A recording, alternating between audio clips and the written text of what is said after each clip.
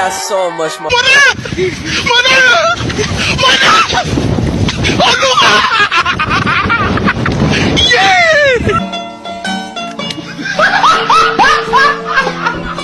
Are you ready, kids? Aye, aye, Captain! I can't hear you. Aye, aye, Captain! Oh!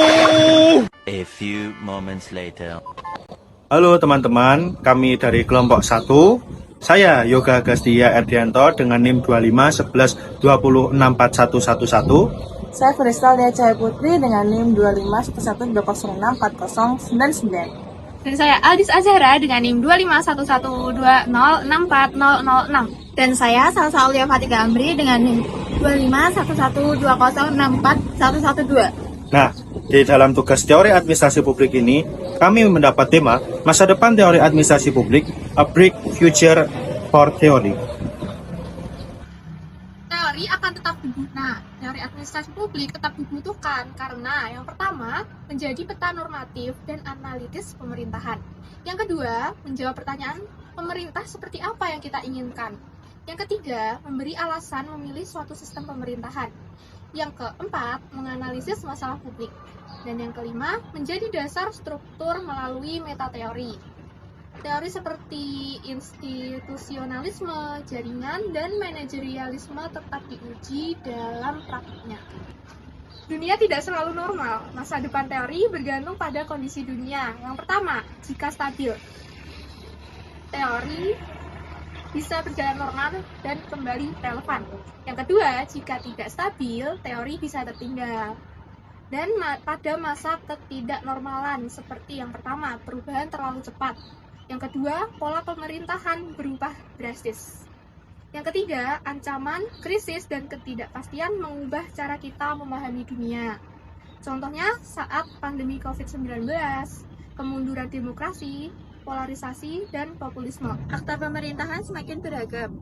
Pemerintahan tidak lagi hanya dikerjakan oleh pemerintah, tetapi ada aktor baru yang meliputi perusahaan teknologi, jaringan internasional, komunikasi digital, sektor swasta. Yang kedua, dibutuhkan teori baru, meliputi kerjasama baru, akuntabilitas baru, dan legitimasi baru. Peran teori lama.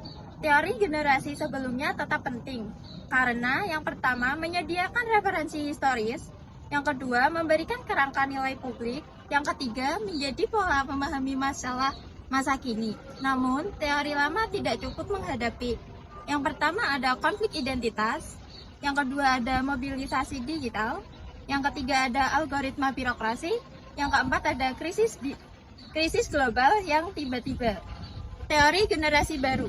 Teori masa depan harus mampu menjawab perubahan sosial yang cepat, peran media sosial, krisis global berulang, dinamika identitas masyarakat, teknologi yang mendominasi proses pemerintah.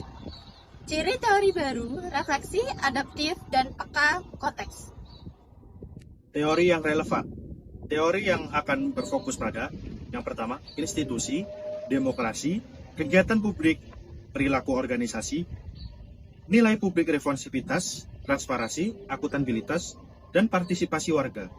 Teori yang terlalu mekanistis atau hanya cocok untuk abad ke-20 akan melemah. Dan selanjutnya, ada teori mulai tidak relevan yang digunakan.